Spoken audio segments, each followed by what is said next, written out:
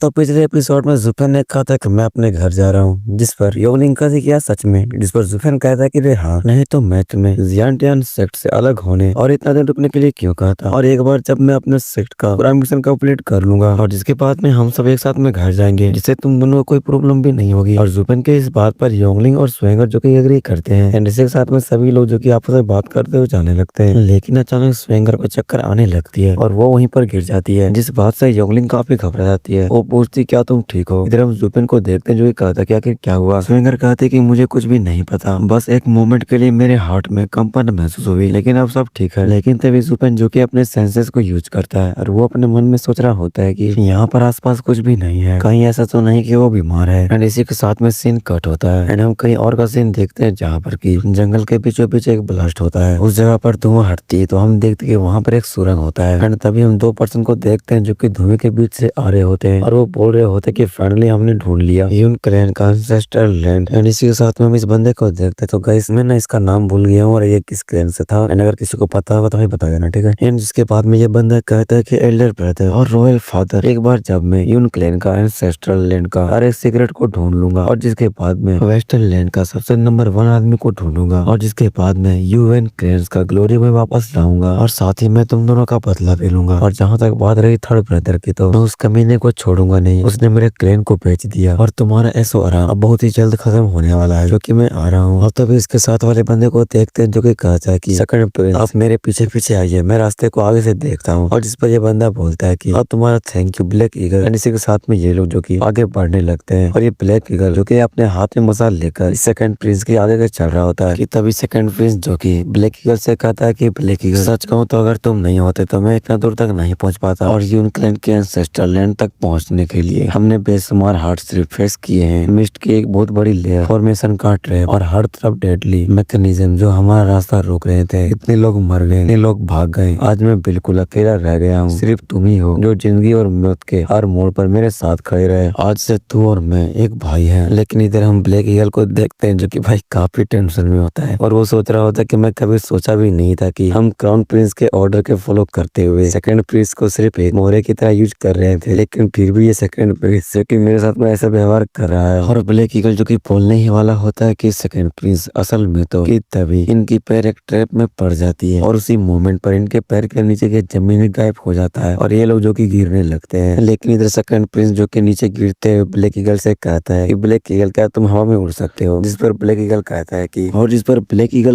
कि नहीं, ये के बहुत ही ज्यादा स्ट्रेंज है। मैं एक डिज्नीफाइड हेवनली प्रभाव रिलम का एक्सपर्ट होते हुए भी यहाँ बिल्कुल भी फ्लाई नहीं कर पा रहा हूँ। हम लगातार सिर्फ नीचे गिरते जा रहे हैं। मुझे ये भी नहीं पता कि एंड कब तक आएगा और ना ही ये पता कि हम कब जाकर ग्रेस होंगे। और सेकंड प्रिंस जो कि ये बात सुनकर काफी घबरा जाते हैं और वो कहने लगते कि सब कुछ खत्म हो गया। एक हाँ इतना गहरा है कि पता ही नहीं है कि हम कब से गिरते जा रहे हैं। अगर सच में बॉटम आ गया तो क्या तुम्हें पता है कि हमारे शरीर कितने तितरे उड़ने वाले हैं। मेरी जिंदगी तो यहीं पर खत्म हो चुकी है और हेवेंस भी चाहते हैं कि हम मर जाएं। कि तभी उनके सामने रोशनी चमकने लगती है एंड उसी समय वो लोग एक अलग ही डायमेंशन में पहुंच जाते हैं और जहां पर वो लोग हवा में फ्लोट करने लगते हैं। तभी अपने सामने सेकंड प्रिंस देखता है कि उनके सामने एक गॉड टाइप पर्सन जो कि अपीयर होता है और वो कहता है कि तो मैं 10 एम्परर में से एक हूँ, यून क्लैन का एंसेस्टर एम्परर यून, और मेरे वंश की रक्षा के लिए यहाँ बची हुई इच्छा शक्ति की एक हल्की सी किरण। तो क्या तुम मेरे क्लैन के डिसेंडेंट हो और क्या तुम मुझे रिस्पेक्ट देने के लिए आए हो। और इधर ये दोनों जो कि यून क्लैन के एंसेस्टर को देखकर काफी शौक होते हैं और ये दोनों अभी तक यून क्लैन के एंसेस्टर के सामने अभी तक अपना रिस्पेक्ट नहीं दिखाए होते हैं। और जिस पर की एंड तभी फिर से यून क्लैन का एंसेस्टर कहता है कि अगर तुम हमारे क्लैन के डिसेंडेंट हो तो अगर तुम लोग मेरे सामने झुकने में क्यों इतरा रहे हो। तुम खुद को मेरे वंशजों के शरण में सौंप भी सकते हो और मैं तुम्हें क्षण भर की शांति और सुरक्षा प्रदान करूंगा। लेकिन इधर हम सेकंड प्रिंस को देखते हैं जिसकी हालत काफी खराब होती है और वो सोच रहा होता है कि तो यून क्लैन के एंसेस्ट्रल लैंड पर एक ऐसा टेरिफाइंग एक्सपर्ट भी छुपा हुआ है। इधर हम एम्परर यून को देखते हैं जो कि इन दोनों से कोई भी जवाब ना पाते हुए ये काफी ज्यादा गुस्सा हो जाते हैं और ये कहते हैं कि अगर तुम लोग मेरा डिसेंडेंट नहीं हो तो आखिर तुम लोग यून क्लैंस के फॉरबिडन ग्राउंड में क्या कर रहे हो और आखिर तुम लोगों को घुसपैठ करने की हिम्मत भी कैसे हो गई है। तुम लोगों ने ऐसा क्राइम किया है कि इस क्राइम के लिए तुम लोगों की हड्डियों को मैं पूरी तरीके से मसल दूंगा। और एम्परर यून की बातें सुनने के बाद में इन दोनों की समझ में आ जाती है कि इस जगह पर सिर्फ यून क्लैन के लोग ही आ सकते हैं और अगर यहाँ पर कोई दूसरा लोग आएगा तो वो लोग यहाँ पर सिर्फ मरने के लिए आएंगे। और सेकंड प्रिंस की और भी हालत खराब हो जाती है कि तभी सेकंड प्रिंस को एक आइडिया आता है और चिल्लाते हुए कहता है कि एंसेस्टर मैं यून क्लैन का डिसेंडेंट हूँ और मेरा नाम यून योंग है। एंड तभी हम ब्लैक ईगल को देखते हैं जो कि सेकंड प्रिंस को इस तरह से करते हुए देखकर वो सोच रहे होते आखिर ये क्या कर रहा है और आखिर ये सडनली चेंज क्यों हो गया है। और यहाँ तक कि इसके लिए तो ये अपना सरनेम को भी छोड़ रहा है। एंड अगले ही सेकंड में हम देखते हैं ब्लैक ईगल को, जो कि ये भी चिल्लाकर कहने लगता है कि एंसेस्टर मैं भी आपका डिसेंडेंट हूँ और मेरा नाम यून यंग है। तभी यून क्लैन का एंसेस्टर जो कि इन सभी से कहता है कि ये सब तुम लोग डिसाइड नहीं करोगे कि तुम लोग हमारे क्लैन के डिसेंडेंट हो या नहीं, ये सिर्फ मैं डिसाइड करूंगा। और जिसके बाद में ये यून क्लैन का एंसेस्टर जो कि इन दोनों का स्कैन करने लगता है। और जैसे यून क्लैन का एंसेस्टर को पता लगता है कि ये लोग हमारे डिसेंडेंट नहीं है, ये काफी भड़क जाते हैं और चिल्लाते हुए कहते हैं आखिर तुम लोगों की हिम्मत कैसे हुई कि तुम लोग हमारे ब्लड लाइन होने का प्रिटेंड करो, तुम लोग कुछ तुच्छ इंसान हो, हमारे यून क्लैन के फॉरबिडन एरिया में आकर घुसने की हिम्मत की कैसे, तुम लोग मौत डिजर्व करते हो। एंड इसी गुस्से के साथ में यून क्लैन का एंसेस्टर जो कि इन दोनों के ऊपर में मेटियोर गिराने लगते हैं। और इस वीडियो का फर्स्ट चैप्टर यहीं पे खत्म होता है। अगला चैप्टर में हम देखते हैं कि काफी सारे बड़े बड़े मेटियोर जो कि इन दोनों के ऊपर गिरने ही वाले होते हैं कि तभी सेकंड प्रिंस अपने हाथ को आगे करते हुए और उसके हाथ में एक शीशी होता है जिसके अंदर होता है एक आइस। और सेकंड प्रिंस कहता है कि रुको, हम क्लैन हेड के फाइनल विश से बाहर आए हैं और ये रहा हमारा प्रूफ। ये बोलने के साथ ही सेकंड प्रिंस जो कि अपने आंखें को धीरे धीरे खोलने लगता है। वो देखता है कि उन पर हुई अटैक जो कि रुक गई है। एंड इसी के साथ में यून क्लैन का एंसेस्टर जो कि सेकंड प्रिंस के हाथ में जो आई होता है उसे स्कैन करने के बाद में कहता है कि ये तो यून क्लैन का मिस्टेक आई है, लेकिन क्योंकि ये सिर्फ एक प्रूफ है इसीलिए मैं सिर्फ एक रिक्वेस्ट पे ही एग्री कर सकता हूँ। इतना सुनते मेजर सेकंड प्रिंस को देख के जो काफी खुश हो जाता है और वो चिल्लाते हुए कहता है कि एंसेस्टर मेरे एम्पायर पर एक कमीने एविल ने कब्जा कर लिया है, मुझे आशा है कि एंसेस्टर सब ठीक कर देंगे। और जिस पर यून क्लैन का एंसेस्टर कहता है कि अस्वीकार, मैंने तुमसे पहले ही कहा था कि मैं एम्परर यून का सिर्फ प्रोजेक्टर हूँ जो कि सिर्फ अपने क्लैन के लोगों को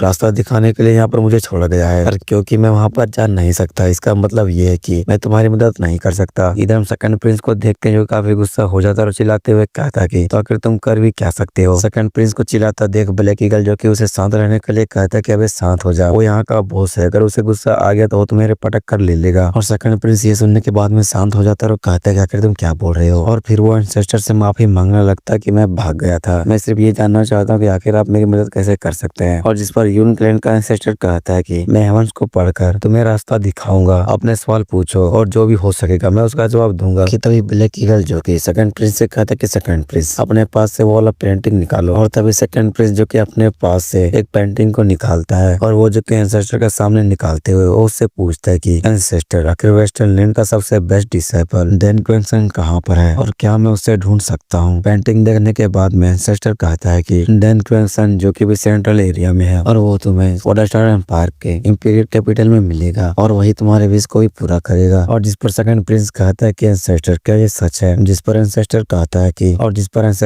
है कि तुम मुझे एंसेस्टर मत कहो क्योंकि मैंने हेवन को पढ़ा है और तुम हमारे क्लैन के डिसेंडेंट नहीं हो और मैं तुम्हारे क्लैन के सारे कारनामों को भी जानता हूँ, लेकिन मैं तो सिर्फ एम्परर यून का प्रोजेक्टर हूँ और मुझे रूल फॉलो करना होगा क्योंकि तुम लोगों ने यून क्लैन का मिस्टेक वाइज लाए थे, इसीलिए मैं तुम लोग को रास्ता दिखा दिया। एंड इसी के साथ में यून क्लैन का एंसेस्टर जो कि अपनी अंगुली से एक मंत्र को चैंट करता है कि इसी के साथ में ये लोग जो काफी दूर गिरने लगते हैं। एंड सडनली ये लोग उस माउंटेन के बाहर जाकर गिरते हैं। और जिस पर ब्लैक ईगल कहता है कि यू आर हनीस, आखिर हम यहाँ पर कैसे आ गए हैं, हम तो उस माउंटेन के चोटी पर थे। उस जगह तक पहुंचने के लिए हमने सालों तक चढ़ाई की, अनगिनत बार अपनी जान जोखिम में डाली और बस हमें सिर्फ एक ही सेंटेंस मिला। और जिस पर सेकंड प्रिंस बोलता है कि वन सेंटेंस है हमारे लिए काफी है और वैसे भी यून क्लैन का एंसेस्टर का मतलब उनकी प्रोटेक्शन सही होनी चाहिए। फाइनली हमें डैन क्वेंसन मिल जाएगा और हमारे नेशन भी। और हंसते हुए कहता है कि लुक्लेन और ज़ूफेन और वो तीन बुड्ढे तुम सभी लोग इसके लिए पछताने वाले हो। इधर ब्लैक ईगल जो कि सोच रहा होता कि कोई बात नहीं, अगर बदला ही उसका मकसद है तो फिर उसे लेने दो, मैं भी जब वो सिंहासन पर बैठेगा तो उसे बताने में बहुत ही देर नहीं होगी और शायद वो इस बदले के लिए क्राउन प्रिंस को थैंक यू बोलेगा।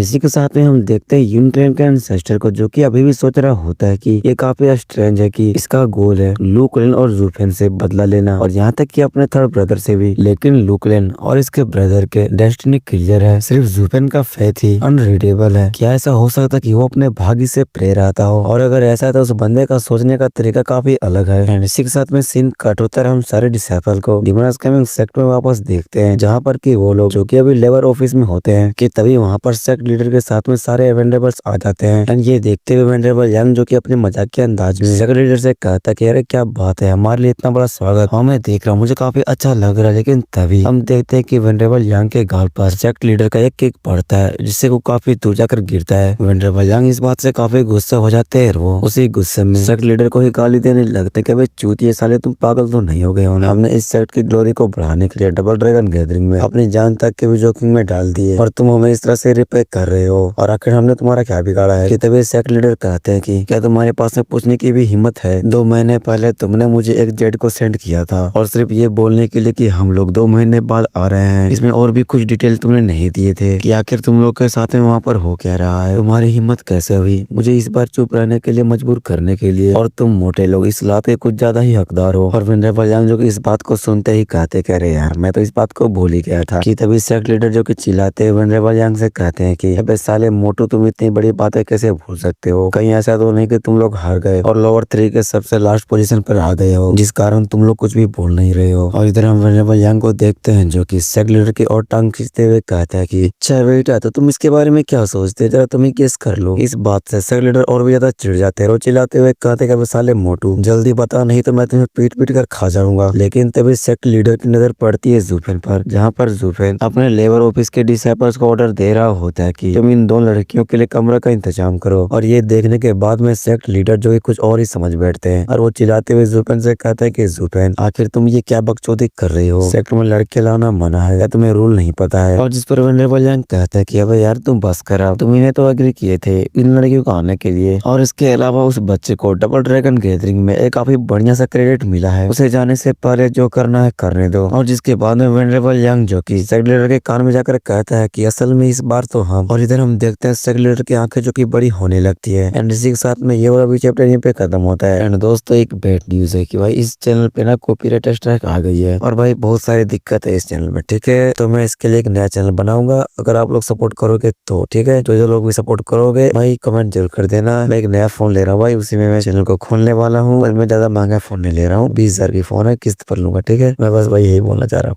तो यार इस वीडियो का 3rd एपिसोड वहीं से स्टार्ट होती है जहाँ पर वेनरेबल यांग ने सेक्ट लीडर जियोई को कान में कुछ कहा था। ये सुनने के बाद में सेक्ट लीडर जियोई जो ही कहता है अगर तुमने क्या कहा जरा फिर से कहना। और जिस पर वेनरेबल यांग कहते हैं कि हाँ मुझे पता था कि तुम इसी तरह से रिएक्ट करोगे और इस पर कोई बिलीव भी नहीं करेगा कि हमारे डीमन स्कैमिंग सेक्ट के लीडर जो की सबसे कॉल रहते हैं वो इस न्यूज को सुनकर इस तरह से एक्साइटेड होंगे। तो मैं जो भी कह रहा हूँ उसे सब लोग ध्यान से सुनो कि डबल ड्रैगन गैदरिंग में हम टॉप मिडिल 3 सेक्ट बन गए हैं और हम लोग को 10,000 होली स्टोन भी मिले हैं। एंड इसी के साथ में हमें दिखाई देते हैं वेनरेबल सी और उनके साथ में जितने वेंडेबल्स होते हैं। ये न्यूज सुनकर वो लोग शौक हो जाते हैं कि आखिर ये कैसे पॉसिबल हो सकता है। एंड इसी के साथ में हम देखते हैं वेंडेबल सी के टीम का एक वेंडेबल जो कि अपने मन में सोच रहा होता है कि डबल ड्रैगन गैदरिंग की टीम जो कि एलीट लेबर ऑफिस के डिसाइपल्स से बनी थी और इसका इनर सेक्ट से कोई भी लेना देना नहीं है। इसका मतलब ये है कि लेबर ऑफिस अब और भी इम्पोर्टेंट और वैल्यूएबल बन गया है। इतना सोचने के बाद में वो वेंडेबल सी से कहता है कि आखिर ये क्या हो रहा है, जिस पर वेंडेबल सी कहता है कि कोई बात नहीं, मुसीबत के अंदर भी किस्मत होती है, हमें अभी के लिए साथ साथ चलना ही होगा। लेकिन फिर भी मुझे मानना पड़ेगा कि जुफेन वाकई में लाजवाब है। अगर वो सेक्ट लीडर का आदमी ना होता तो शायद मैं उसे सच में एडमायर करने लगता। इधर हम इस वेनरेबल को देखते हैं जो कि वेनरेबल सी के मुंह से जुफेन की तारीफ सुनकर वो अपने मन में सोच रहा होता है कि जब सेक्ट लीडर इनर सेक्ट को किनारे करने वाला है तो वेनरेबल से दुश्मन की तारीफ क्यों कर रहे हैं। और इधर हम सेक्ट लीडर को देखते हैं जो कि काफी बढ़िया एक्टिंग करते हुए चिल्लाते हुए कहते हैं कि अबे मोटे तुम कहीं झूठ तो नहीं बोल रहे हो ना, ये बात सच है ना। और जिस पर वेनरेबल यांग कहते हैं कि बकवास, आखिर इतनी बड़ी बात पर कौन ही मजाक करने वाला है। और ऊपर से हमारे स्ट्रॉन्ग डिसाइपल को ऐसे बगाई तरीके से घूरना ये किसी टॉप मिडिल 3 सेक्ट को बिल्कुल शोभा नहीं देता। इधर सेक्ट लीडर जो कि उनकी कल्टिवेशन देखो काफी शौक हो जाते हैं। एंड इसी के साथ में वेनरेबल सी को देखते हैं जो कि वो सोच रहे होते हैं कि 6 लेयर स्टेज के सिर्फ 3 को छोड़कर बाकी के 9 सब इथेरियल स्टेज में है। एंड बाकी के लेबर ऑफिस के वेनरेबल्स को देखते हैं जो कि अपने डिसाइपल्स की इस तरह की मिरेकल लेवल को देखकर वो लोग काफी शौक और काफी खुश होते हैं और फिर जाकर वो लोग अपने डिसाइपल्स से मिलते हैं और काफी खुश होते हैं। और साथ ही इधर यार सेट के सारे वेनरेबल्स जो कि काफी निराश और काफी हैरान भी होते हैं। सीन कट होते हैं, वेनरेबल यांग को देखते हैं जो कि सभी लोग को शांत करते हैं कि सभी लोग शांत हो जाओ और मेरी बात सुनो कि डबल ड्रैगन गैदरिंग में हमारी सफलता और हमारे डिसाइपल की जबरदस्त तरक्की वो सब एक ही आदमी के कारण है, लेबर ऑफिस का स्टीवर्ट जुफेन। और जुफेन का नाम सुनते ही सारे लोग जो कि जुफेन को थैंक यू कहने लगते हैं। लेकिन इधर हम सेक्ट लीडर जियोई को देखते हैं जो कि अपने मन में सोच रहे होते हैं मैंने अपनी जिंदगी का सबसे बेस्ट डिसीजन लिया था इस बच्चे को अपने सेक्ट में लाकर। इसने वाकई मॉन्यूमेंटल अचीवमेंट डिलीवर किए हैं। हजारों सालों और दर्जनों सेक्ट लीडर के बाद आखिरकार मेरी जिंदगी में demon scamming sect head middle 3 sect बन चुकी है। एंड इसी के साथ में वेनरेबल यांग कहते हैं कि हमें ये भी समझना चाहिए कि डिस्प्रेड आई एम कॉल फॉर डिस्प्रेड मैश्योर। इन बच्चों ने इतनी कम टाइम में इतनी ज्यादा इंप्रूवमेंट किया है और वो भी जानलेवा पिलर से गुजरते हुए, और जो सर्वाइव नहीं कर पाते उनके बारे में कहने को कुछ भी नहीं है। और जिसके बाद में सेक्ट लीडर कहते हैं कि रवाना होने से पहले मैंने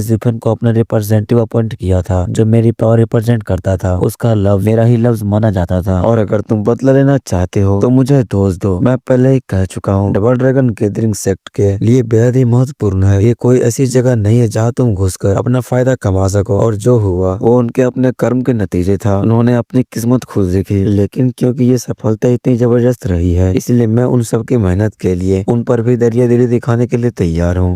साथ में सेक्ट लीडर के इतने लंबे स्पीच के बाद में हम देखते हैं वेनरेबल यांग को, जो कि ताली बजाने लगते हैं और कहते हैं कि सच में सेक्ट लीडर काफी ब्रिलियंट है। एंड इसके साथ में हम देखते हैं सारे वेनरेबल्स भी यही चीज बोलते हैं और सेक्ट लीडर को अप्रिशिएट करने लगते हैं। और वेनरेबल यांग जो कि जुफेन की तरफ देखकर मुस्कुराता है और वो अपने मन में सोच रहा होता है कि इससे एल्डर्स की दिल में बची कुछ सारी पर्सनल गर्ज भी खत्म हो जानी चाहिए और यही आखिरी इंसान है जो मैं तुम पर कर सकता हूँ। एंड इसके साथ में सीन कट होता है। सेक्ट लीडर को देखते हैं जो कि अनाउंस करते हैं कि हम मॉडल 3 सेक्ट बनने की खुशी में और वो भी टॉप पोजीशन पर पहुंचने के लिए एक सेक्ट सेलिब्रेशन मनाने वाले हैं, जो कि 3 दिन तक चलेगा। और ये बात सुनने के बाद में हम सारे डिसाइपल्स को देखते हैं जो काफी ज्यादा खुश हो जाते हैं। एंड इसी के साथ में सीन कट होते हैं। हम पार्टी वाले दिन का सीन देखते हैं जहाँ पर वेनरेबल यांग जो कि पैक लगा रहे होते हैं और वो कहते हैं कि बल्कि वो सभी लोगों को कहानी सुना रहे होते हैं कि मैं बता चुका हूँ, जब हम 9 सेट के हेड अल्टीमेट क्रिएटिव सेट से लड़े थे तब बहुत ज्यादा खतरे थे। वेस्टर्न लैंड के सबसे बड़ा टैलेंट वो क्योंगी तो था ही, लेकिन उसके अलावा एक और फ्रिक था जो कि उसका जूनियर भाई एलिन में मौजूद था। और सच कहूँ तो उस बंदे की पावर काफी डरावनी थी, यहाँ तक कि जुफेन भी टेंस हो गया था। और उस वक्त मैं सबसे ज्यादा खतरे में था क्योंकि मैं ही उन्हें बताया था कि ऐसे मॉन्स्टर का सामना कैसे करना है। और जिस पर एक वेनरेबल कहता है कि वेनरेबल यांग तुम इसे 5 बार बता चुके हो, लेकिन तुम हमेशा ये नहीं कहते कि स्टीवर्ट जू ने सबसे ज्यादा क्रेडिट कमाए हैं। फिर ये कैसे लग रहा है जैसे उसने कुछ भी नहीं किया हो और सारी ग्लोरी तुम्हारे ब्रिलियंट लीडरशिप की वजह से मिली हो। और जिस पर वेनरेबल यांग जो कि और फेंकते हुए कहता है कि और यार तुम लोग नहीं समझेगा, स्टीवर्ट जू ने वाकई से ज्यादा क्रेडिट लिया है, लेकिन वो एक फाइटर का क्रेडिट है, जबकि मैं उसका रास्ता रिंग के बाहर सक्सेस तक का तैयारी किया अपने प्लानिंग और अपने सातिर दिमाग का यूज करके ही। और इधर क्विलिंग जो कि वेनरेबल यांग के हवाबाजी को सुनकर उसकी भी हंसी छूट जाती है। और तभी एक वेनरेबल जो कि स्टीवर्ट जू से चिल्लाते हुए कहता है कि स्टीवर्ट जू क्या इस मोटे ने जो कहा वो सच है। और जिस पर वेनरेबल यांग कहते हैं कि अरे सूतिया लोग, अगर तुम लोग क्या कर रहा है उसे एंजॉय करने दो, हम जो कर रहा है वही तो सही है। और जिस पर जुफेन भी कहता है कि बिल्कुल सही। फाइन यांग का ब्रिलियंट लीडरशिप के अंडर उन्हें फाइनली अपनी जगह बना ली टॉप मॉडल 3 सेट के रूप, और उसके बिना तो हम इतने दूर तक पहुंच भी नहीं पाते। और जुफेन के अंदर सारी बातें सुनने के बाद में हम देखते हैं कि सारे लोग जो कि वेनरेबल यांग की तारीफ करने लगते हैं और जिस पर वेनरेबल यांग भी काफी खुश हो जाते हैं। और इधर हम स्वेंगर और योंगलिंग को देखते हैं, ये लोग भी इस बात से हंसने लगते हैं। और जिसके बाद में जुफेन उठता है और क्विलिंग से पूछते कि क्या एल्डर रिवन वापस आए, जिस पर क्विलिंग कहता है कि नहीं, वो अभी तक तो नहीं आए हैं। जिस पर जुफेन कहता है कि कोई बात नहीं, मैं तब तक एल्डर रिवन का वेट करता हूँ, और तब तक मैं सेक्ट लीडर से कुछ बातें करना चाहता हूँ। और इसी साथ में ये चैप्टर यहीं पे खत्म होता है। और हाँ, अगर आप लोग वीडियो में यहाँ तक आ ही गए हो तो यार वीडियो को लाइक और चैनल पर चैनल को सब्सक्राइब जरूर कर लेना। और हाँ, एक और प्यारा सा कमेंट भी जरूर कर देना, ठीक है। लड़ते हैं अगले एपिसोड में। इस एपिसोड का स्टार्टिंग में हम देखते हैं जुफेन को जो कि सेक्ट लीडर के कमरे में चला जाता है, जहाँ पर कि सेक्ट लीडर जो कि कहते हैं जुफेन तुमने डबल ड्रैगन गैदरिंग में काफी अच्छा किया है, तो आखिर तुम सेलिब्रेट करने के बजाय यहाँ पर क्या कर रहे हो। जिस पर जुफेन कहता है कि कुछ नहीं, बस मैं आपको देख रहा हूँ और सिर्फ 10,000 होली स्टोन, और तुम इतने बड़े डम लग रहे हो। और जिस पर सेक्ट लीडर कहते हैं क्या सिर्फ 10,000 होली स्टोन, तुम ऐसे बात कर रहे हो जैसे तुम्हें और भी मिला है, लेकिन तुम्हें तो सिर्फ 2,000 मिले हैं। और जिस पर जुफेन कहता है कि तो क्या आपने इसके बारे में पहले ही सुना है। और जिस पर सेक्ट लीडर कहते हैं कि फाइन यांग को बातें करना बहुत पसंद है, इसलिए मैंने फाइन यिन को रिपोर्ट करने के लिए भेजा। वाकई तुम कुछ अलग ही लेवल के बच्चे हो, यहाँ तक कि एक स्लेयर भी तुम पर नजर डालने लगे। सिर्फ तुम्हारे लिए एक स्पेशल रैंक बना दिया गया और ऊपर से 2,000 होली स्टोन भी मिल गए। एंड गाइस मतलब मानना पड़ेगा यार सेक्ट लीडर को, भाई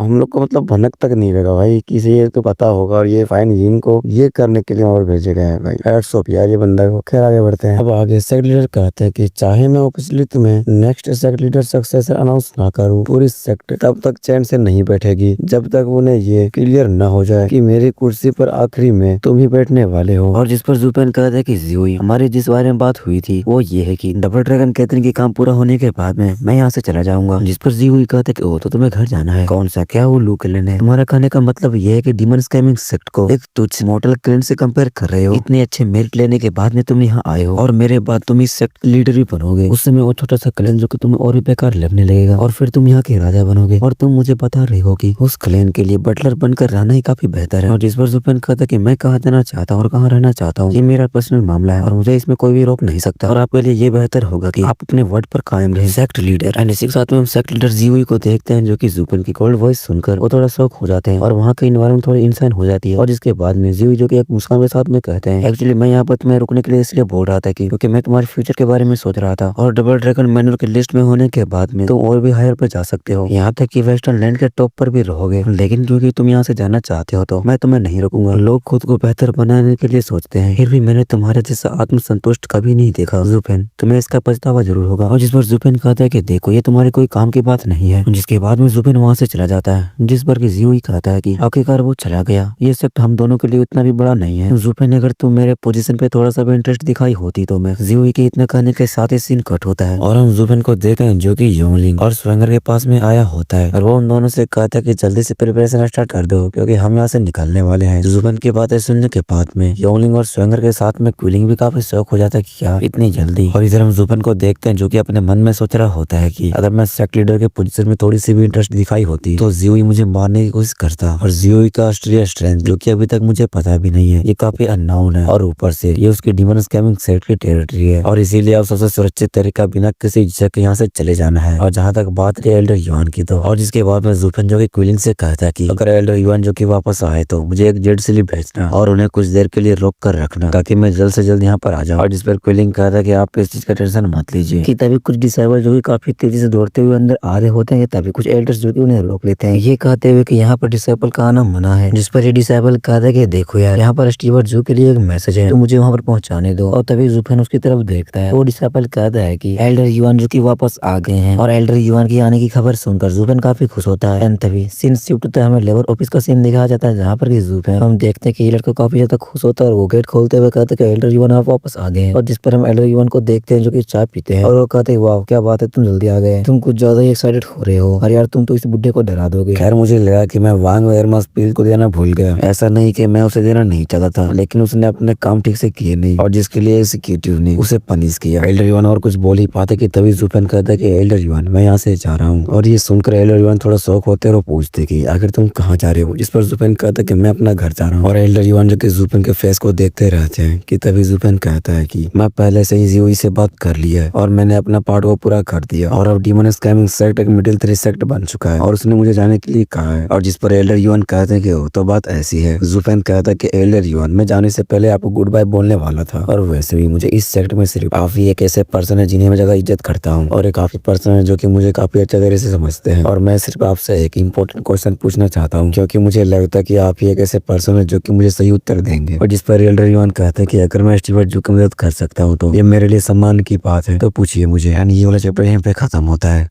अगला एपिसोड स्टार्ट करने से पहले यार जितने भी लोग वीडियो देखते हो सभी लोग लाइक जरूर कर देना, कम से कम मैं 200 लाइक तो कंप्लीट करा दूं ताकि मेरी वीडियो को कुछ रीच मिले। एंड चलिए एपिसोड को स्टार्ट करते हैं। इधर हम एपिसोड का स्टार्टिंग में देते हैं एल्डर युआन जो कि जुपिन से पूछ रहे होते हैं कि स्टीवर्ट जू आखिर क्या बात है जल्दी पूछिए। और इधर हम जुपिन को देखते हैं जो कि थोड़ा हिचकिचा रहा होता है पूछने में कि बात ऐसा है कि क्या डिमन कल्टिवेटर्स को लव हो सकता है। और जिस पर एल्डर युआन पूछते हैं कि आखिर एग्जैक्टली क्या है, लव, परिवार, फ्रेंडशिप या फिर रोमांटिक। और जिस पर जुपिन जो कि हिचकिचाते हुए कहता है कि वो लास्ट वाला। और जिस पर एल्डर युआन कहते हैं कि एक पुरुष और एक महिला के बीच प्रेम निश्चित रूप से संभव नहीं है बल्कि ये तो बहुत खतरनाक है। आपको क्या लगता है कि डिमन स्कैमिंग सेक्ट इसे क्यों मना करता है। और इधर हम जुपिन को देखते हैं जो कि एल्डर युआन की बातें सुनने के बाद में वो काफी शौक हो रहा होता है और फिर कहता है कि क्या ऐसा है, लेकिन किसी ने कहा कि आपने कभी इमोशन को नहीं जाना है तो आप इमोशनलेस कैसे हो सकते हैं, आपको इसे कुचलने से पहले महसूस करना होगा। और जिस पर एल्डर युआन पूछते कि आखिर तुमको ये किसने बताया। और जिस पर जुपिन कहता है कि डैन फ्रैंकसन ने। और जिस पर एल्डर युआन कहते हैं कि ओ तो बात ऐसी है, अब पता है कि वो वेस्टर्न लैंड का बेस्ट है और ऊपर से वो राइटियस कल्टिवेटर भी जो हमारे डिमोनिक हार्ट को समझ नहीं पाते। इधर हम जुपिन को देखते हैं जो कि अपने मन में सोच रहा होता है कि ऐसा लगता है कि जू क्विंगचेंको मेरा कोई फाइनल आंसर नहीं होगा। इधर एल्डर युआन जो कि जुपिन को टेंशन में हुआ देख वो कहते हैं कि एक्सपर्ट सही थे इसीलिए तो वेस्टर्न लैंड में सबसे टॉप पर था और वो काफी आगे बढ़ भी गया। और जिस पर जुपिन कहता है कि एल्डर युआन आप मेरे साथ मजाक नहीं कर सकते, मैं काफी सीरियस हूँ। और जिस पर एल्डर युआन जो कि हंसते हंसते कहते हैं कि लेकिन मैं नहीं हूँ क्योंकि तुम अपने आप में ही खेल रहे हो। और जिसके बाद में एल्डर युआन जो कि जुफेन से कहते हैं कि लेकिन आंसर तुम्हारे पास में पहले से ही है, तो आखिर तुम मुझसे क्यों पूछ रहे हो। जिस बात पर जुफेन काफी शौक हो जाता है। जिसके बाद में एल्डर युआन कहते हैं कि स्टीवर्ट जो क्या आप ये चाहते हैं कि मैं कहूँ कि आपके लव फीलिंग से आपके डिमोनिक पाथ पर कोई हार्म तो नहीं होगा। और जिस पर जुफेन कहता है कि एल्डर युआन आप बहुत ही वाइस हैं, मेरा दिल थोड़ा टीचरस है, इसलिए मैं एल्डर युआन को रिक्वेस्ट करता हूँ कि आप ही जज बने, एक आउटसाइड पर्सपेक्टिव ज्यादा क्लियरली सब कुछ देख पाता है। अगर ये लव मेरे कल्टिवेशन पाथ को हार्म करेगा तो फिर मैं जुफेन अपनी बात को पूरा कर पाता उससे पहले एल्डर युआन कहते हैं कि क्या तुम इसे कुचल दोगे। इधर हम जुफेन को देखते हैं जो कि थोड़ा शौक हो जाता है और वो अपने सिर को नीचे कर लेता है। और जिसके बाद में एल्डर युआन कहते हैं कि अगर मुझसे कोई यंगस्टर ये सवाल पूछता तो मैं उसे तुरंत जवाब दे देता कि डिमोनिक कल्टीवेटर के लिए लव वर्जित है, इसे छूने का मतलब एंडलेस पेन और टॉर्चर होगा और जिससे कि कोई बच नहीं पाया है। और इसलिए डिमोनिक पाथ क्रूल और इमोशन लेस है और इस पाथ पर किसी के लिए फीलिंग नहीं होता। लेकिन आपको स्टीवर्ट जो मैं आपको एक सलाह देना चाहता हूँ, आप खुद को जाने दो और इसे स्वीकार करो। जिस पर जुफेन पूछता है क्यों। एल्डर युआन कहते हैं कि क्योंकि तुम पहले से इसके ग्रिप में हो, इसे तोड़ने के बजाय अगर तुम दिल के डीमन से बचना चाहते हो तो इसे पूरी तरह से ले लो। और क्या तुम्हें पता है कि डीमन कल्टीवेटर्स आखिर लव को क्यों नहीं फील करते। और जिस पर जुफेन जो कि अपने सिर को ना में हिलाता है। एल्डर युआन कहता है कि हाँ मुझे भी नहीं पता, लेकिन सालों सोचने के बाद मुझे लगता है कि मुझे कुछ अंदाजा है। ये बात नहीं है कि डिमोनिक कल्टीवेटर्स लव फील नहीं कर सकते, लेकिन ये चीज उन लोगों के लिए ज्यादा बेटर होती है जो ऑलरेडी एडवांस प्लेयर हो, जो इस इमोशन को हैंडल कर सके बिना अपने पाथ को लूज किए। वर्ल्ड के जन्म के साथ ही राइटियस और डिमोनिक पाथ एग्जिस्ट करने लगे और इंसान के हार्ट में जैसे ही डिजायर पैदा होती है वहीं से कल्टीवेशन के दो अलग रास्ते निकलते हैं। राइटियस पाथ डिजायर को अबोलिश करता है वर्ल्ड के साथ एक हो जाने के लिए, जहाँ ना कोई ग्रिड होती है ना कोई स्केल्स। और डिमोनिक पाथ इसका बिल्कुल अपोजिट है, एंडलेस डिजायर को एक्सपीरियंस करते हुए उसी के थ्रू मॉडल लिमिट को तोड़ना और फाइनली डाउ तक पहुंचना। और ये दर्शाता है कि पाथ ना ही गुड है और ना ही इवल, लेकिन जैसे ही तुम इस पाथ में एंटर करते हो डिजायर पैदा होना बहुत इजी हो जाता है और फिर इंसान उसी के मेरेसी पर जाता है और यही असली डीमन है। और जब तुम इस डीमन को ओवरकम कर लेते हो तभी तुम दाव तक पहुंचते हो। तो डिमोनिक पाथ का मतलब ये है कि डीमन स्टेट से गुजरते हुए दाव तक पहुंचना। एंड में हम सबका गोल एक ही होता है, दाव एनहेट करना। लेकिन जो लोग डिमोनिक पाथ पर सक्सेसफुल हुए हैं वो सब डीमंस नहीं होते और बिल्कुल भी उन 4 स्कैमिंग डीमन जैसे नहीं जो बस अपनी मर्जी से लूट पाट और किलिंग करते फिरते हैं। और इधर हम जुफेन को देखते हैं जो कि एल्डर युआन के इतने ज्ञान सुनने के बाद में वो काफी शौक होते हुए अपने मन में सोचता है कि असल में ऑब्सेशन में गिरने वाला इंसान ही होता है, डीमन बनना सिर्फ एक स्टेज है, क्योंकि ग्रिड से ऊपर उठ के ही तो दाव तक पहुंच सकते हैं और यही इस बात का ट्रू एसेंस है। एंड इसी के साथ में एल्डर युआन जो कि अपना ज्ञान बांटना फिर से स्टार्ट कर देते हैं और वो कहते हैं कि जहाँ तक लव की बात वो अपने आप में कुछ भी नहीं होता, लेकिन ये सबसे ज्यादा टेम्पिंग डिजायर होती है जिससे एस्केप करना लगभग इम्पॉसिबल होता है। बहुत से डिमोनिक कल्टीवेटर लव और डिजायर के बीच का डिफरेंस समझ नहीं पाते और धीरे धीरे और ज्यादा सिंक करते चले जाते हैं दाव से और दूर होते हुए। लेकिन राइटियस कल्टीवेटर के लिए ये सब कम्पैरेटिवली इजियर होता है। वो डिजायर को अबैंडन करने के पाथ को चुनते हैं, उसे न्यूट्रलाइज करके खुद को सेफ रखते हैं। लेकिन एक बात समझनी जरूरी है, नथिंग वेंटूर नथिंग गैंड। वर्ल्ड क्रूल जरूर है लेकिन फेयर भी है और डिमोनिक पाथ पेन से भरा हुआ होता है, राइटियस पाथ से कहीं ज्यादा। इसलिए जब ये सारे टेल्स ओवरकम हो जाते हैं तो एक डिमोनिक कल्टीवेटर एक राइटियस कल्टीवेटर से भी हायर लेवल अटेंड करता है। और जिस पर जुफेन कहता है कि दूसरे शब्द में कहा जाए तो लव स्कैरी नहीं है जब तक कि तुम इसे अपने पर हावी ना होने दो। और जिस पर एल्डर युआन कहते हैं कि वो सब अभी पॉइंट ही नहीं है क्योंकि तुम ऑलरेडी इस पाथ में आ चुके हो। पर क्या तुम जानते हो एक डिमोनिक कल्टीवेटर का ग्रेटेस्ट हार्ट डिमन क्या होता है, जो कि है रिग्रेट। और जुफेन जो कि एल्डर युआन की बातें सुनकर थोड़ा शौक होता है, जिसके बाद में फिर से एल्डर युआन कहते हैं कि और क्योंकि तुम ऑलरेडी लव के ग्रिप में आ चुके हो, अगर तुमने ऐसे स्टिल नहीं किया तो ये रिग्रेट बन जाएगा और वो और भी ज्यादा खतरनाक होता है। और लव के इस मेलस्टोन से कैसे निकलना है और सिर्फ तुम पे ही डिपेंड करता है। इसलिए मैंने कहा था ये चीज सिर्फ एडवांस प्लेयर के लिए होती है, ये कोई बच्चों के खेलने की चीज नहीं है। लेकिन मुझे लगता है कि तुम एक्सपेक्टेशन हो, मुझे उम्मीद है कि चाहे तुम लव के अंदर में भी आ जाओ तुम अपनी पाथ देख पाओगे और डैन क्वेंग सिंह जैसा नहीं बनोगे जो इस वजह से लगभग कोलैप्स हो गया था और ऊपर से रिवेंज में डूबा हुआ। हालांकि वो भी काफी अमेजिंग है और एंड में वो अपने पाथ पर वापस आ ही गया। और जिसके बाद जुफेन जो कि एल्डर युआन से कहा था कि हर चीजों के लिए धन्यवाद और अब मुझे पता है कि अब मुझे क्या करना है और फाइनली मैं उसे जवाब दे सकता हूँ, मुझे काफी बेटर भी लग रहा है। और जिस पर एल्डर युआन कहते हैं कि मैं भी तो वही बोल रहा हूँ कि जो तुम्हारा दिल कह रहा है वो कोई जरूरी नहीं कि होगा ही। वेल एक डिमोनिक पाथ और रातियस पाथ है और इस वर्ल्ड में कई हजारों पाथ है, लेकिन कौन ही कह सकता कि कौन सा सही पाथ है। और स्टीवर्ट जो तुम्हारे हार्ट में पहले से ही आंसर था, लेकिन तुम अपने ट्रेडिशनल बिलीफ के कारण कॉन्फ्लिक्ट्स में थे और इसीलिए तुम हमारे पास आए। लेकिन आप आप जितने दाव के करीब होंगे इसे समझने वाले लोग उतने ही कम होंगे। एक समय ऐसे आएगा जब कोई भी आपको इसे समझा नहीं पाएगा। आपको केवल खुद पर ही विश्वास करना होगा। और मेरे पास्ट के एक्सपीरियंस शायद सही पाथ नहीं हो सकते। खैर, जब आप अपने पाथ पर चलेंगे तो आपको पता लग जाएगा। और जिसके बाद जुफेन जो कि एक हल्की सी मुस्कान के साथ वहाँ से जाते हुए एल्डर युआन से कहता है कि आपने जुफेन को काफी ज्यादा ज्ञान दे दिया है एल्डर युआन, अब मुझे जरूरी काम से जाना होगा। और जिसके बाद जुफेन जो कि वहाँ से चला जाता है। इधर एल्डर युआन को देखते हैं जो कि कहते हैं तो इस बच्चे का अपना ही रास्ता है, लेकिन जियोई तुम अपना लूज क्यों कर रहे हो। और एल्डर युआन के इस लास्ट वर्ड के साथ ये चैप्टर यहीं पे खत्म होती है। एंड हाँ दोस्तों, जितने भी लोग वीडियो को देख रहे हो भाई, करना तो कुछ है नहीं, बस एक लाइक का बटन दबाना है और एक प्यारा सा कमेंट कर देना है। और वीडियो अच्छा लगे तो भाई सब्सक्राइब भी कर लेना है। चलिए बढ़ते हैं नेक्स्ट एपिसोड में। इस एपिसोड का स्टार्टिंग में हम जुफेन को देखते हैं जो कि लेबर ऑफिस से बाहर निकल रहा होता है कि तभी उसकी नजर पड़ती है क्विलिंग और उसकी मास्टर पर, जो कि अपने आप में आर्गुमेंट कर रहे होते हैं। जहाँ पर क्विलिंग बोल रहा होता है कि मास्टर ये सच में इम्पॉसिबल है, और जिस पर उसका मास्टर बोलते है कि तू पागल है क्या, और क्या तू सच में उस दर्द को भूल गया जहाँ पर उस लड़की ने तुम्हें दिया था, और अपने सेक्ट के लिए तुम कितना भी मेरिट क्यों ने ला लिया हो, लेकिन रूल तो रूल होती है और सेक्ट लीडर जो कि इस चीज के लिए नहीं मानेंगे, इसलिए तुम इसे भूल जाओ। कि तभी वहाँ पर जुफेन पहुंचता है और कहता है कि आखिर क्या गलत हो रहा है, जो कि मास्टर और डिसेबल में आर्गुमेंट हो रहा है। और जिस पर क्विलिंग कहता है कि स्टीवर्ट, जो आप मेरे सिचुएशन को जानते हैं, ये मेरी वाइफ के बारे में है। और जिस पर जुफेन कहता है कि वो तो तुम्हारी वजह से मिस्टिकल हेवन सेक्ट ने उसे बंदी बनाया है और इसीलिए जियान सिखाई ने तुम्हें डबल ड्रैगन गैदरिंग में थ्रेटन किया था। और जिस पर ये एल्डर कहता है कि क्या आपने वास्तव में डबल ड्रैगन गैदरिंग में किसी दुश्मन के लिए हार मान ली थी, और अगर ये बात सेक्ट लीडर को पता चल गया तो आपकी लाइफ बचना काफी मुश्किल हो सकती है। पता था कि एक लड़की का ब्यूटी डिजास्टर ही लाती है। और जिस पर जुफेन कहता है कि वेनरेबल क्यों घबराने की कोई भी जरूरत नहीं है, क्योंकि ये बात सिर्फ हम तीनों ही जानते हैं, और इसके अलावा मैं वैसे भी जाने वाला हूँ। और जिसके बाद में क्विलिंग जो कि अपने मास्टर से कहता कि मास्टर, हमें लगता है कि इस बार में हमने कुछ हासिल किया है। और सेक्ट लीडर भी काफी खुश लग रहे हैं। मुझे लगता है कि इसी चांस का यूज करके डिमन स्कैमिंग सेक्ट के ग्रेडियस नाम पर मिस्टिकल हेवन सेक्ट से अपनी वाइफ की वापसी मांग लेना चाहिए। और जिस पर क्विलिंग पर चिल्लाते हुए वेनरेबल क्यों कहते हैं कि बकवास, डिमन स्कैमिंग सेक्ट तो फेडर राइजिंग के बिल्कुल अगेंस्ट है, और तुम ये एक्सपेक्ट कर रहे हो कि वो सिर्फ तुम जैसे एक मेरे डिसेबल के लिए अपने आप को मिस्टिकल हेवन सेक्ट के सामने झुकाएगा। हम लोगों की किस्मत तो तब अच्छी मानी जाएगी अगर मिस्टिकल हेवन सेक्ट हमारी कमजोरी का फायदा उठाए बिना उसे जाने दे, लेकिन फिर भी ऐसा हुआ तो हमारे सेक्ट अपना नाम और अपना रेपुटेशन खो देगा। कि तभी क्विलिंग जो कि जुफेन की तरफ इशारा करता है कि मास्टर आप ही कुछ कीजिए। जिस पर जुफेन कहता है कि देखो तुम्हारे मास्टर राइट है और इसे जाने दो, नहीं तो तुम इसे और भी बदतर बना दोगे। और वैसे भी जीवू को किसी की परवाह नहीं है, वो नहीं मानने वाला, और इनफैक्ट वो इसके बदले तुम्हें सजा देगा। बेहतर यही होगा कि तुम इन बातों को ओपन ही ना करो। और जिस पर वेनरेबल क्यों भी बोलते कहा मैं भी तो यही समझा रहा हूँ।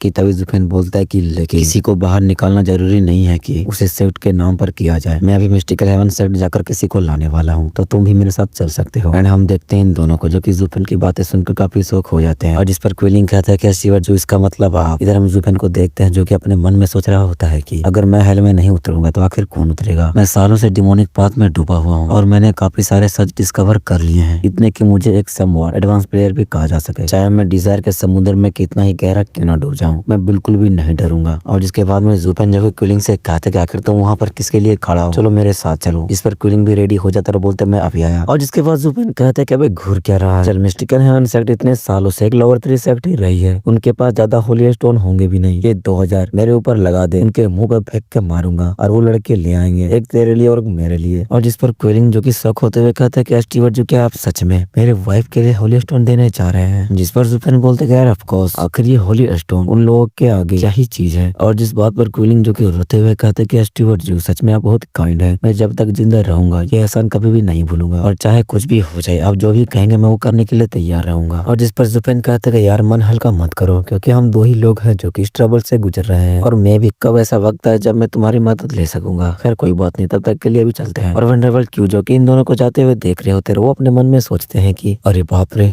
2000 होली स्टोन और भी 2 लड़कियों के लिए, ये तो सरासर बर्बादी है। और तभी ये दोनों जो कि स्विंगर और योंगलिंग के पास में जाकर मिलते हैं। और जिस पर स्विंगर कहते कि क्या ब्रदर क्विलिंग भी हमारे साथ जा रहे हैं। जिस पर जुफेन कहता है कि नहीं, ये सिर्फ मिस्टिकल हेवन सेक्ट तक ही हमारे साथ जाएगा और हम क्वीन चिंग को लेंगे और साथ में घर चलेंगे। और जिस पर ये दोनों भी खुश होते हैं। और जिस पर स्विंगर कहती है कि तभी मुझे तुम्हारा एटीट्यूड थोड़ा ऑफ लगा, तुम पहले जैसे डिसअपीयर नहीं रहे, तो इसका मतलब है कि सिस्टर क्वीन चिंग के लिए तुम्हारा अपना जवाब मिल चुका है। और जिस पर जुफेन कहता है कि हाँ तुम ऐसा कह सकती हो, मैंने इसे बहुत ही लंबा समय समय तक टाल दिया था। और फिर ये सभी जो कि आपस में बातें करते हुए ये लोग जाने लगते हैं। और जिस पर तभी स्वेंगर कहती है कि स्टीवर जू, यहाँ पर हम घूमने के लिए नहीं आए हैं, अगर हम इसी तरह से धीरे चले तो सिस्टर क्विंचिंग से मिलने वाले ड्यू डेट ही मिस हो जाएगी। जिस पर जुफेन बोलता है तो ठीक है। और इसी तरह से ये चारों जो कि मजाक मस्ती करते हुए आगे बढ़ ही रहे होते कि तभी उनके सामने कोई चीज आकर गिरती है और वो कोई और नहीं बल्कि मिस्टिकल हेवन सेट की डिनर होती है, जो देखकर स्वेंगर और योंगलिंग काफी शौक हो जाती है। वो कहते कि आखिर तुम्हें क्या हुआ। और जिस पर डिनर कहती है कि आखिर ये तुम लोग हो, जल्दी जाओ और जाकर सिस्टर क्विंचिंग को बचा लो। इधर हम जुफेन को देखते हैं जो कि सिस्टर चुचू के नाम सुनते हैं उसकी आंखें जो कि लाल हो जाती है और वो चिल्लाते हुए कहता है कि आखिर उसके साथ में क्या हुआ। इधर डिनर कहती है कि यहाँ तक कि सिस्टर रुआ और सिस्टर चुचू के साथ यहाँ तक कि सेक्ट मास्टर और बाकी के लोग हम 5 बहनों की बॉडीज को यूज करके एक मास्टर की बीमारी का इलाज करना चाहते हैं। और इधर हम जुफेन के गुस्से को देखते हैं जो कि अब 7वें आसमान पर होती है। वो कहते हैं आखिर तुमने भी क्या कहा, आखिर उन लोगों की हिम्मत कैसे हुई। और इसी के साथ में ये वाला चैप्टर यहीं पे खत्म होता है। यार जितने भी लोग देख रहे हो भाई वीडियो को लाइक कर दो, मुझे बार बार बोलने में अच्छा नहीं लग रहा है, ठीक है। तो ये मतलब टारगेट है 200 लाइक कंप्लीट कर दो यार प्लीज। खैर हम बढ़ते हैं नेक्स्ट एपिसोड में।